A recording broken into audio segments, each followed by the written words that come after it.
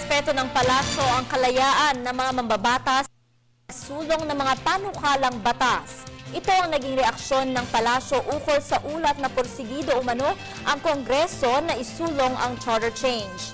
Ayon kay Deputy Presidential Spokesperson Abigail Valte, bagamat wala pa naman nakikitang matibay na pagkilos ang Malacanang sa plano ng Kongreso, iginiit nito na nananatili ang posisyon ni Pangulong Aquino na hindi napapanahon ang pag-amyenda sa saligang batas. Nauna nang inihirit ang charter change para ayusin ang ilang probisyon sa konstitusyon upang tiyakin ang paglago ng ekonomiya.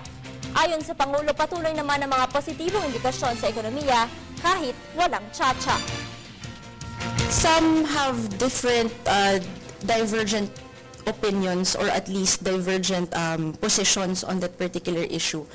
Sa amin naman po, as we have always said, hindi naman po nagpapalit pa yung posisyon ng Pangulo on this particular issue. And siguro po, again, yung doon sa question of will it affect the relationship, this is not a new issue that has confronted both sides.